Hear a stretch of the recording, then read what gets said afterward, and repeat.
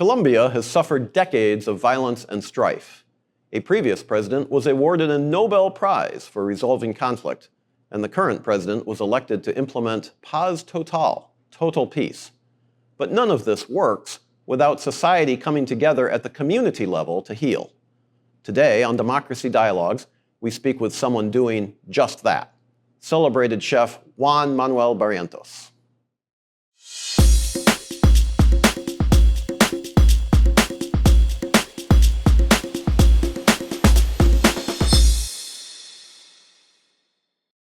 Welcome to Democracy Dialogues, an ongoing conversation about the state of democracy across the Americas.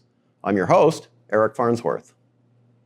It's easy to focus on the problems of democracy. Sometimes good news is hidden or even hiding in plain sight. Today, we feature a peacemaker. Across the region, we see remarkable efforts to heal and rebuild societies once torn apart by conflict. Colombia, a nation that has endured decades of civil strife, is now home to leaders working for peace and reconciliation. None, perhaps, more unique than Chef Juan Manuel Barrientos. Chef Juanma, as he's affectionately known, is not just a celebrated chef and entrepreneur with numerous awards, including making the list of the world's best chefs. He's also a peace builder, using the power of food to unite former adversaries and empower communities affected by violence. Through his acclaimed El Cielo restaurants and his impressive foundation, Chef Juanma is training ex-combatants, victims, and marginalized groups, including the indigenous, creating spaces of understanding and healing that reach far beyond the kitchen. Today, he joins us to share his extraordinary journey, a testament to how even the act of cooking can contribute to peace and democracy in Colombia and across the Americas. Chef Juanma, welcome to Democracy Dialogues. Thank you, Eric. I'm very happy to be here talking to you. Congratulations on the ongoing successes of your growing empire. You've really done a remarkable job in a short period of time. Your restaurant here in Washington, El Cielo, which I've been to, it's a remarkable experience, has just been awarded a Michelin star. That must make you very, very pleased. Yeah, it's been a long journey. I've started El Cielo back in 2007, 17 years ago in Medellín, then Bogotá, Miami, now Washington. We have received the stars, a star for Miami and a star for Washington. So it's been a really challenging but wonderful journey. Mm-hmm. Yeah. What was it, do you think, that caused the restaurant to be full every night and people just to have the excitement that caused you to think this is something I could do for my career? I think when you find a talent more than passion, I think talent and discipline are more important than passion. Mm-hmm. So I find that talent, I enjoyed it, and I started having these small successes of people saying, hey, you're great at this, you're great. So you start believing in yourself. And at some point I quit it. I quitted everything, and I stayed like 2 years without a salary. Working for the restaurant,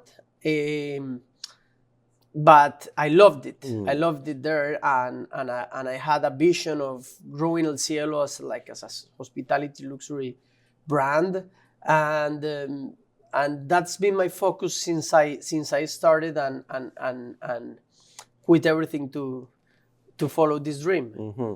It must have been a real boost of confidence to have your own father decide he wants to invest in your own property. What a dramatic statement of support. Yes. My father, my mother, my sisters, they are now my partners for all this journey, and we are a family-owned company that we work 7 days a week. Yeah. Mm-hmm. We don't have holidays. We work all the time. Well, you have a brand now that you have to maintain and move forward. How did you decide to move into the United States? That's a big jump from Colombia, no? Yes,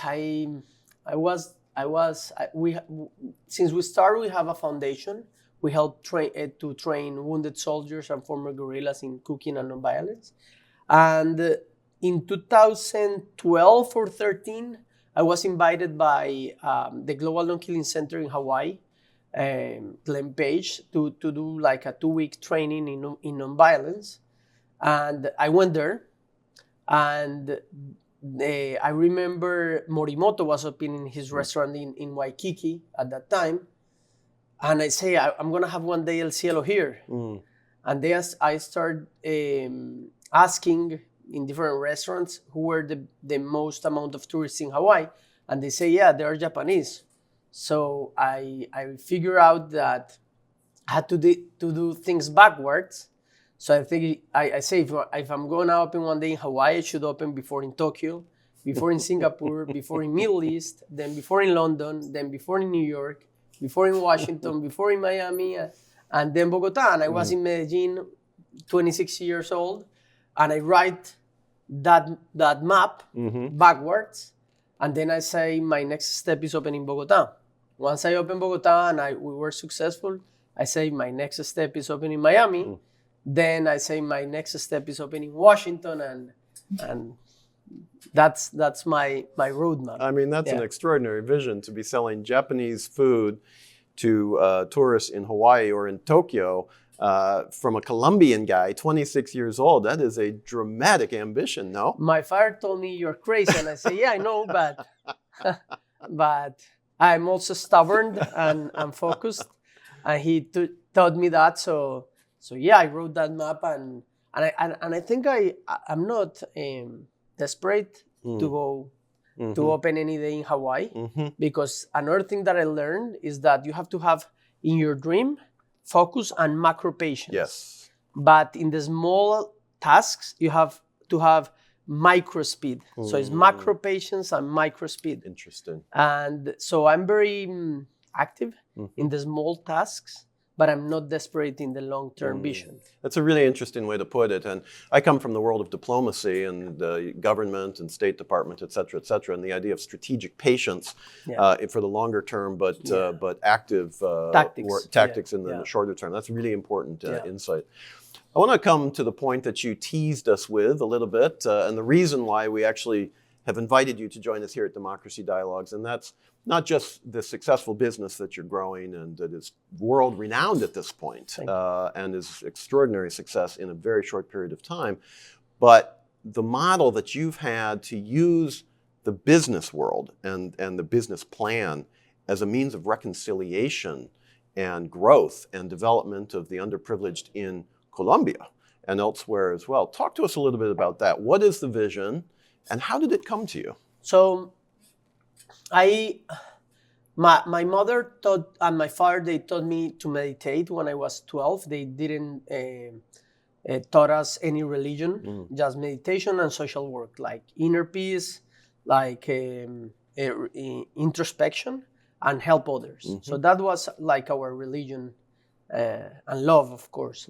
So when I opened the restaurant, I say I want to help people, but I didn't have anything. I had $8,000 saved. I remodeled the main room. I didn't have a kitchen. I put a hot dog cart inside the kitchen to cook it the first 3 months before my father invested. So I say, even with no tools but just the nails, I want to help people. So I found I always went on Saturdays to visit wounded soldiers and to bring them clothes or even a PlayStation or deodorant or things like that in the wounded pavilions of the army. And this, what year was this approximately? Maybe 2002 to 2007. So the conflict in Colombia was raging. It was very active. It was very active. Yeah. So we had a lot of wounded soldiers. So we would visit in another foundation. I helped to visit these wounded soldiers every Saturday and bring them things like, and even company because they were depressed and things like that because they were mutilated and everything. So I started asking the ones that got recovered what they do, and they say they are like with their prostheses and everything, but they don't know, most of them don't have work or they don't know anything to do different than being a soldier. So when I started a restaurant, I called and I say, why don't you ask 2 soldiers that can already be standard if they want to be chefs? And then they said they find 2. I bring them to El Cielo. I start teaching them, And that's the way we started. We have now trained more than 2,500 different actors of the conflict in Colombia: wounded soldiers, police officers,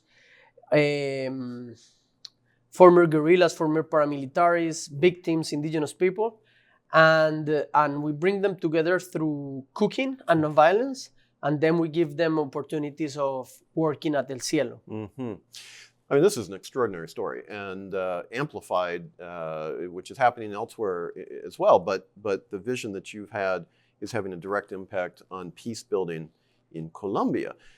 Having said that, 2,500 people, you're not employing all of them in El Cielo. So what are some of the other opportunities? I mean, does this allow them to go elsewhere and use these skills transferably, or what do they end up doing? So because we are a foundation and we are not an educational institute, we cannot give them a degree.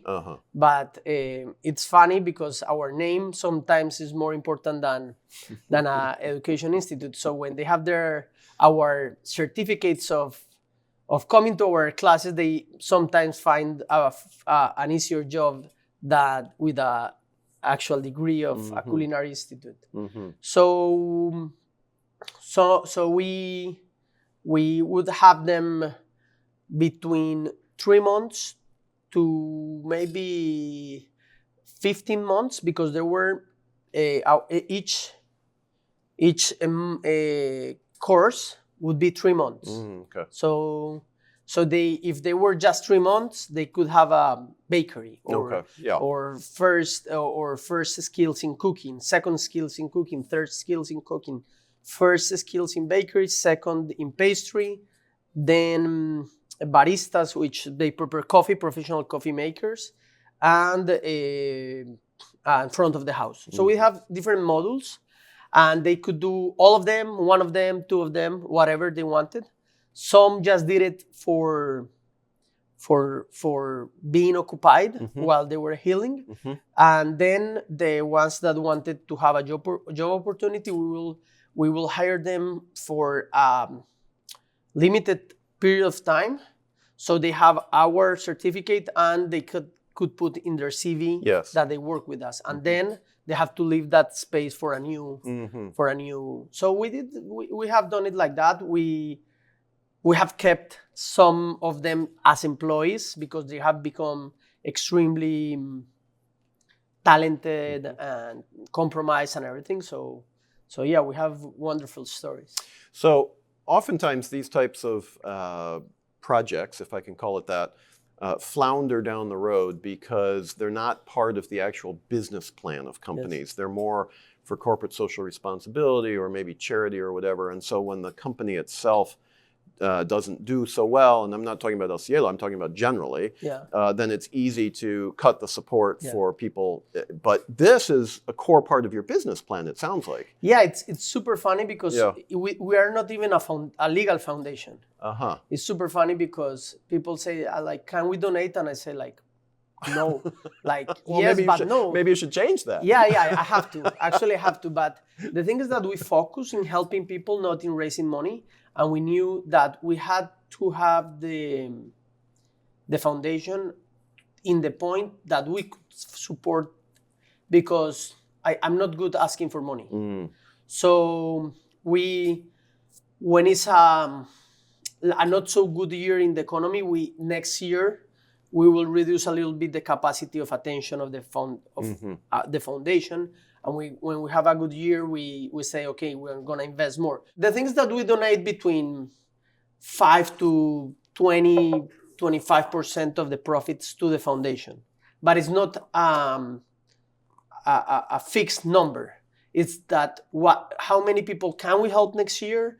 We allocate that money for the foundation and that jobs, and then we start training them. We have a bad year and we have to reduce everything. We'll like put the belt, tighten the belt, tighten the belt. So we are not depending on anyone. That's why when some people ask me how can we donate, and I say, like, I don't know, because I don't want to. I do want to receive money to help more people, but at the end, I don't want to make a big, huge foundation that depends on others people's money. I prefer to have it like a boutique social project that I can handle without my own money. And that's been better because that way we can be more secure that we are not dependent. What I have seen in some foundations is that they grow so big and then they stop receiving money and they have to say a lot of people, we cannot help you no more. So we don't want that to happen. So that's why we keep like, it's more than a foundation, it's like a social responsibility with social projects inside our own company. So it runs like a foundation, but doesn't depend on people donating. I mean, it's an extraordinary model that you're developing. If you want to donate, you can write me a check. And well, you may be surprised. Christmas is on the way. We know that your model has been studied by universities around the world, business schools. You've received awards for the model. What is it that they're finding, and is this model scalable? Is it replicable in other conflict zones, other conflict societies, or is this somehow unique to Colombia? You're a Colombian guy, you understand Colombia really well. Is this something that can be transferred to other conflict zones around the world? I would like to think yes. Yeah. The thing is, I'm going to answer that question in two parts. First one is yes, I would like to think yes, but at the same time is extremely risky because it's not just the social work you are doing with a victim or a victimary or whatever, or someone that needs help, because you are giving this person skills. And in another foundation, let's say this is former guerrillas and this is former army guys that are wounded. So you can help them and teach them and help them and teach them. But the second part of our foundation is make them forgive. Yes. Give them the space to cry, to say things they take out the hate, the pain, everything. And then a third part is work together. So I think that's where you create the real social tissue of forgiveness and reconciliation. And I think that's the most important thing, but at the same time it's very risky because they were going to kill each other 2 months ago, 1 day ago, 3 weeks ago, 2 years ago. So it's very risky, but I think the answer is yes. The second part of the answer is that kind of the secret is not a secret, but kind of I think the most important part of the success of these two second parts that are the reconciliation and working together is that I do believe that what we call in Spanish memory history, it's important in some spaces. I don't think it's healthy for new social tissue. And my explanation is that I tell them, you are not a former guerrilla, you are not a former paramilitary, and you are not a former army. I don't care about your history. I don't care about your hate. I don't care about your wounds. Until now, in the foundation and in the forgiveness sessions, you had the opportunity to heal, to learn, to forgive, whatever. But once you finish the process in the foundation, and then you go to the forgiveness sessions, and you start the third part that is working at El Cielo, I don't care about your past. We are not former anything. You are a chef at El Cielo, and we are not looking back. You have one opportunity to cross a door and start a new life. So the only story that you're going to tell is the story from the moment you get into that door. And I was so radical in and telling them that I didn't care about their past, not even for a bias or for feeling pity for anything. I don't feel pity, and I don't feel bias. I don't care you were a former guerrilla, and I don't, at that point in the kitchen, I don't care if you were a victim and all your family was killed. The only thing that I cared is that you have a new life, you have a new life, you have a new opportunity, and we're not talking about the past. And that, being so radical with the past, make everybody rewrite their new lives. Yes, rewire their life. Yeah. Together. Yeah. And you will see in the kitchen a wounded soldier mutilated without a leg, without an eye, a former guerrilla, and a paramilitary together, and you say, like, it's impossible in any brain of a Colombian that in 2014 those three were gonna be cooking in a kitchen in Medellín with a crazy 30-year-old chef that had this crazy idea of putting after 60 years of conflict. But I think the real secret was cutting the past and leaving the past with everything, pain, regret, everything out the door. And when somebody talk about, or say, I was in that battalion or in that, and I say, like, next time you're fired, and I don't care, you're gonna have hunger in the street because you don't have a job. If you talk about your past, you're fired. And everybody saw that I was cutting the past. And that was, around 2013, 14. And that was when the real miracle happened, that we could have all the actors in the conflict together, not talking about the past. And that's the most important time of the foundation, because we flourished and we passed from training maybe 20 to 30 people per year to training maybe 300, 400 per year in some of those years.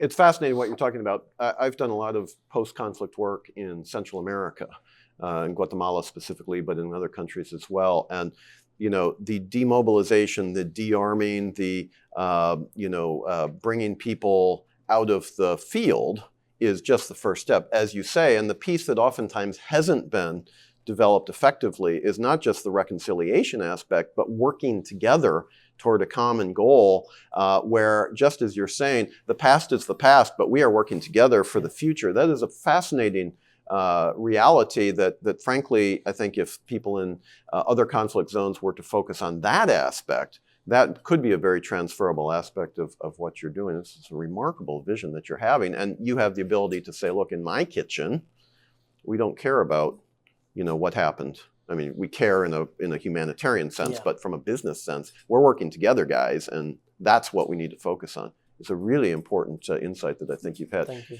In 2018, you wrote a book. It was called The Recipe of Success, a very nice title.